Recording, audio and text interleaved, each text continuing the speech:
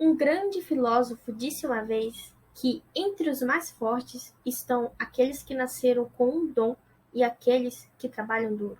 E eu sou um dos que trabalhou duro. Esse filósofo é Rock Lee, de Naruto. Quem nunca assistiu, assista, viu?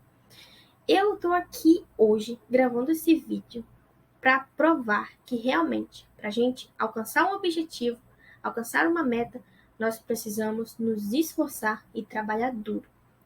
Principalmente estudantes de ensino superior. A gente precisa ali, ralar para conseguir se formar. Não apenas se formar, mas conseguir uma educação de qualidade, para que possamos, exercer a nossa profissão com qualidade. E eu estou aqui hoje com a meta de ajudar vocês, não só estudantes do ensino superior, mas também alunos do ensino básico, a entenderem um pouco mais sobre um assunto muito legal da língua portuguesa e da sociolinguística, uma área assim, muito interessante de aprender sobre.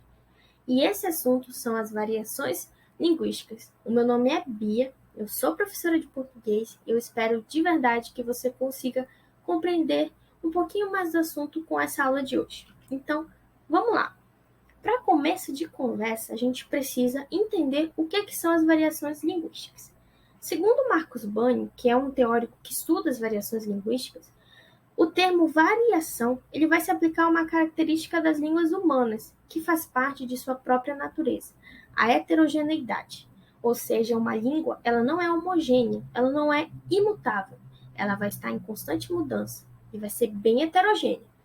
E quando a gente se refere ao português, ao francês, a todas as línguas do mundo, nós usamos um rótulo único para designar uma multiplicidade de modos de falar decorrente da multiplicidade das sociedades e das culturas em que essas línguas são faladas. Cada um desses modos de falar recebe o nome de variedade linguística. E olha só, essa consciência de que a língua é variável remonta lá da antiguidade, quando os primeiros estudiosos da língua grega tentaram sintetizá-la, padronizá-la para o ensino e para a crítica literária. Eles, no entanto, fizeram uma avaliação bem negativa da variação e viram ela como um obstáculo para a unificação territorial e para a difusão da língua.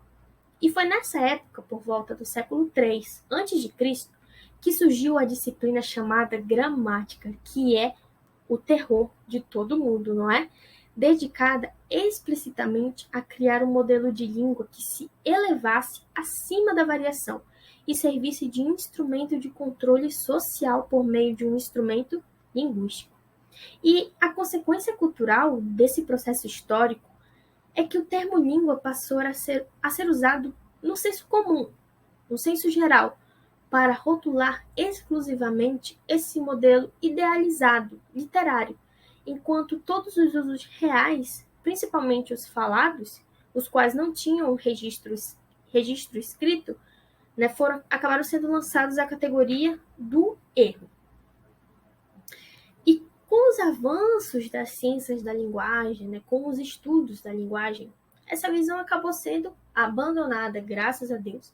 O exame minucioso de cada variedade linguística revela que ela tem sua própria lógica gramatical, ou seja, que ela é tão regrada quanto a língua literária, que é idealizada, e ela vai servir perfeitamente, bem como recurso de interação e integração social para seus falantes.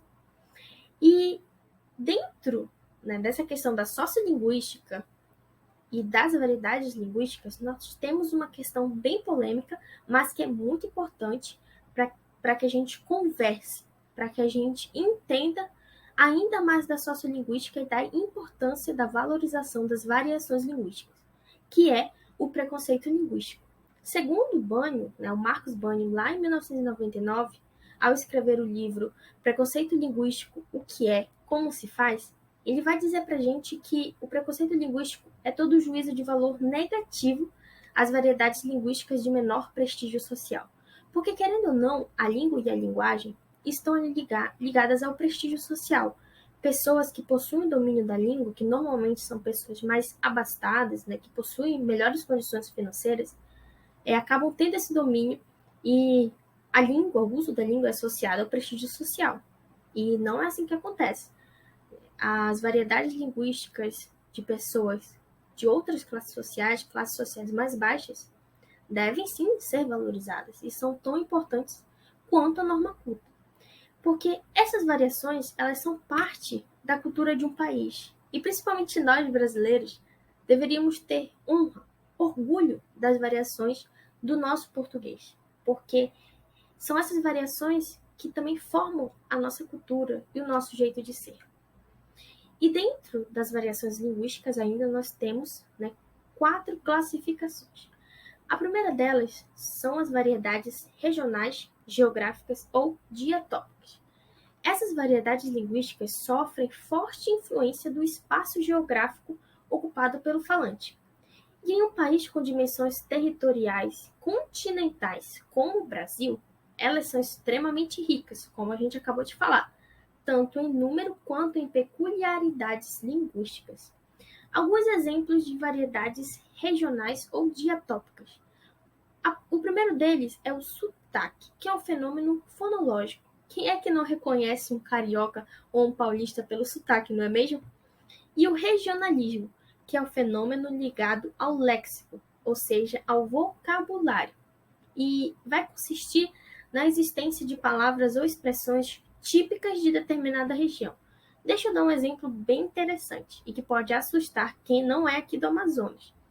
Aqui na nossa cidade, a capital Manaus, nós temos o costume de chamar cachorro-quente de quicão. E pra gente é uma coisa tão comum, tão única, né? Nossa, que a gente não acha estranho. Mas quando outra pessoa, né, de outro estado identifica a gente falando dessa forma, pode estranhar e achar confuso. Uai, cachorro-quente para quicão.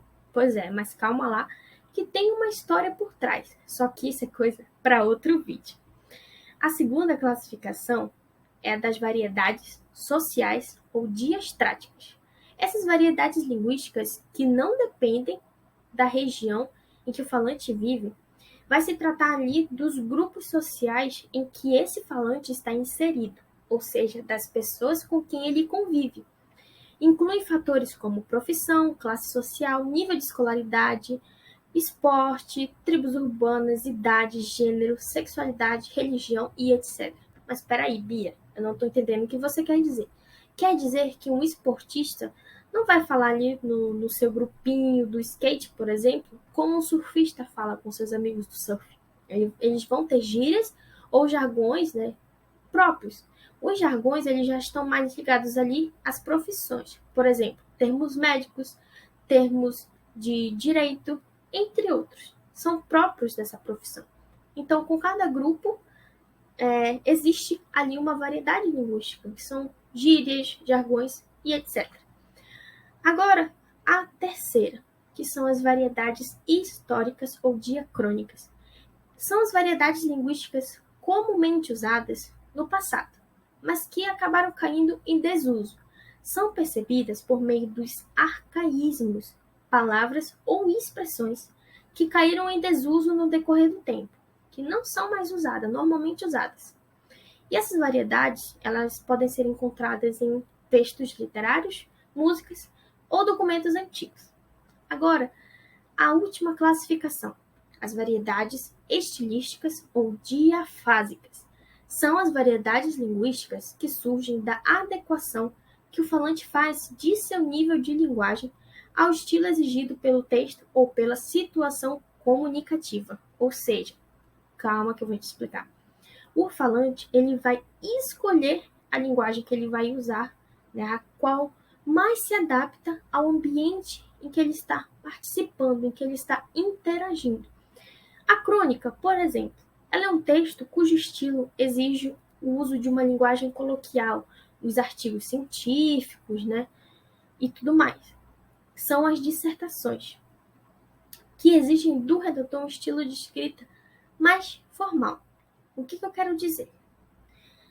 A crônica, diferente das dissertações e dos artigos científicos, tem um estilo mais informal, mais coloquial, enquanto as dissertações e artigos científicos são mais formais, porque exigem essa linguagem mais ali focada na linguagem culta, na norma culta da língua portuguesa, certo? Olha só, eu espero de verdade que vocês tenham entendido um pouco mais das variações linguísticas. Espero que tenha ficado claro. Agora, para quem tem o interesse de saber mais desse assunto, não só das variações, como também da sociolinguística, eu trago aqui as referências que usei para fazer esse vídeo. Olha só, tem bastante, tem livros, tem sites, é só acessar e se deliciar com esse assunto. Eu espero que vocês tenham entendido, que tenham gostado e que retornem mais vezes para assistir os vídeos da nossa turma. Obrigada!